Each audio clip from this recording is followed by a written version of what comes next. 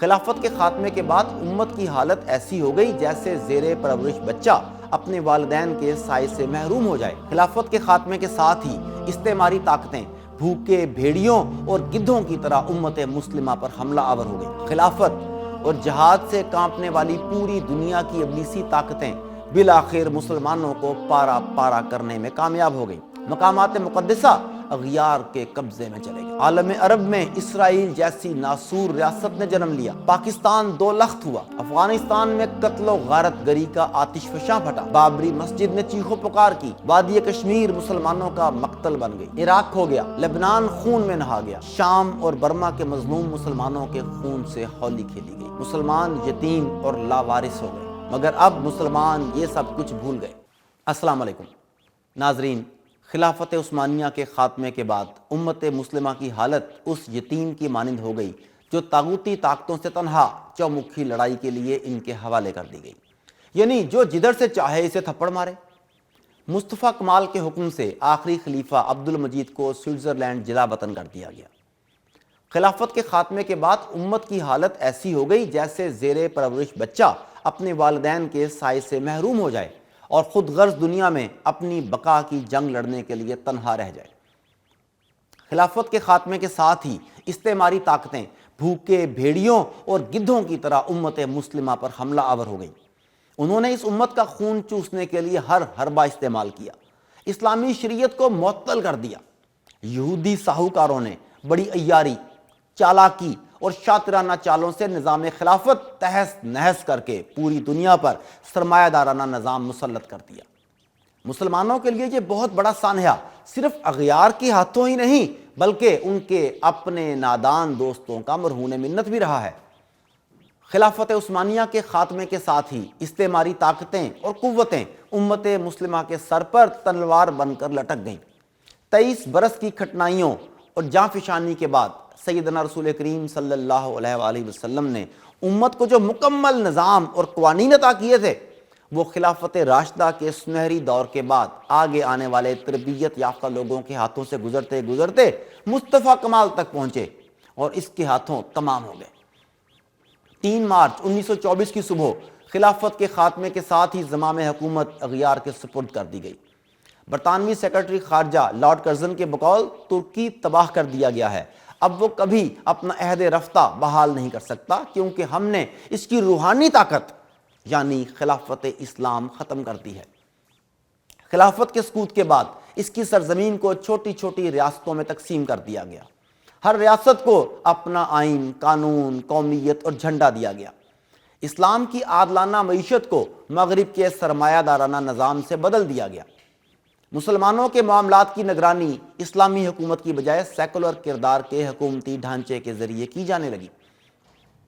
خلافت اور جہاد سے کانپنے والی پوری دنیا کی ابلیسی طاقتیں بالآخر مسلمانوں کو پارا پارا کرنے میں کامیاب ہو گئیں۔ خلیفہ عبد المجید ثانی کی معزولی اور سقوط خلافت کا اقدام امت مسلمہ کے لیے 20ویں صدی کا سب سے بڑا حادثہ تھا۔ مسلمانوں کا مستقبل تاریک ہو گیا۔ مقامات مقدسہ اغیار کے قبضے میں چلے گئے۔ عالم عرب میں اسرائیل جیسی ناسور ریاست نے جنم لیا۔ پاکستان دو لخت ہوا۔ افغانستان میں قتل و غارت گری کا آتش فشاں پھٹا۔ بابری مسجد نے چیخو پکار کی۔ وادی کشمیر مسلمانوں کا مقتل بن گئی۔ عراق کھو گیا۔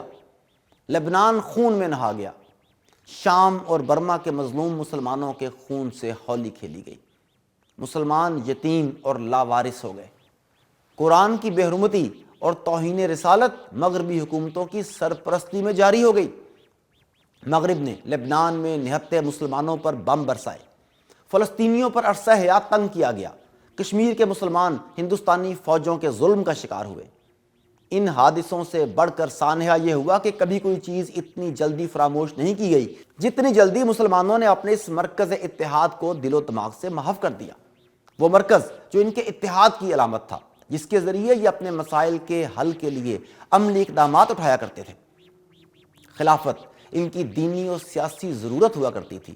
وہ اس کے انعقاد کو اپنے ہاں واجب سمجھا کرتے تھے، مگر اب مسلمان یہ سب کچھ بھول گئے۔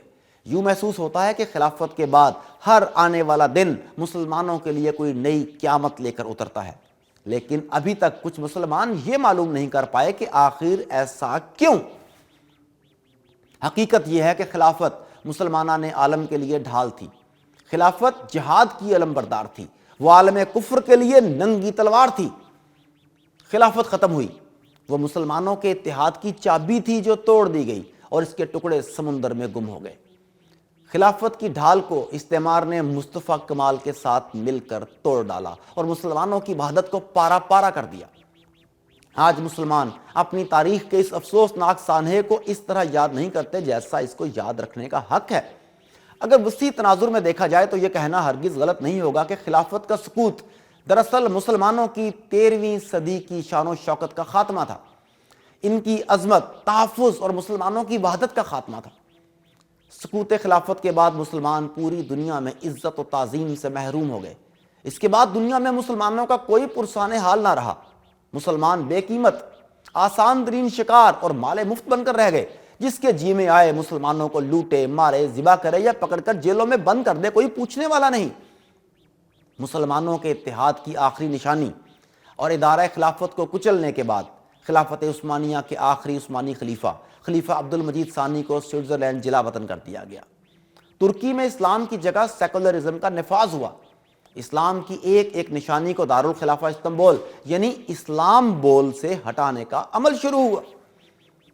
ہندوستان کے مسلمانوں نے انگریزوں کو خلافت کو تباہ کرنے سے روکنے کے لیے اپنی تاریخ کی پہلی اور انتہائی زبردست سیاسی مہم چلائی، جسے تاریخ کے اوراق میں تحریک خلافت کے نام سے جانا جاتا ہے۔ بدقسمتی سے مسلمانوں کے اندر موجود بعض غداروں کی موجودگی کے باعث خلافت کی تباہی کو روکا نہ جا سکا۔ سیدنا رسول کریم صلی اللہ علیہ وآلہ وسلم نے پہلے ہی فرما دیا تھا کہ اسلام کی گرہیں ایک ایک کر کے کھل جائیں گی۔ سب سے پہلی گرہ جو کھلے گی وہ نظام حکمرانی یعنی خلافت ہوگا، جبکہ سب سے آخری گرہ نماز کی ہوگی، اور یقیناً آپ صلی اللہ علیہ وآلہ وسلم نے سچ فرمایا۔ دنیا کے حالات نے اسے ثابت کیا۔ افسوس، آج 50 سے زائد گونگے، بہرے اور اپاہج مسلمان حکمرانوں کو عراق، افغانستان، لبنان، چچنیا اور کشمیر سے ہزاروں مسلم بہنوں کی چیخ و پکار سنائی نہیں دیتی۔ کبھی یہ نوجوان مسلم تدبر بھی کیا تو نے؟ وہ کیا گردوں تھا تو جس کا ہے ایک ٹوٹا ہوا تارا؟ تجھے اس قوم نے پالا ہے آغوش محبت میں، کچل ڈالا تھا جس نے پاؤں میں تاج سر دارا۔ اگر چاہوں تو نقشہ کھینچ کر الفاظ میں رکھ دوں، مگر تیرے تخیل سے فزوں تر ہے وہ نظارہ۔ گنوا دی ہم نے جو اسلاف سے میراث پائی تھی، سریا سے زمین پر آسمان نے ہم کو دے مارا۔ دوستو، خلافت اپنے کمزور ترین دور میں بھی مسلمانوں کے لیے ڈھال تھی۔ اس کے سقوط کے بعد یہ ڈھال چھن گئی۔ طاغوت کے تیر سیدھا امت کے سینے میں پیوست ہوئے اور اسے چھلنی کر دیا۔ مسلمانوں کو دوبارہ اپنی ڈھال حاصل کرنا ہوگی، ورنہ یہ عالم کفر سے یوں ہی مار کھاتے رہیں گے اور کفار بھوکے بھیڑیوں کی طرح ان کے جسموں کی دعوت اڑاتے رہیں گے۔ اللہ تعالیٰ خلافت جیسے ادارے کو قائم کرنے کی توفیق اور ہمت عطا فرمائے۔ آج کے لیے اتنا ہی، اللہ نگہبان۔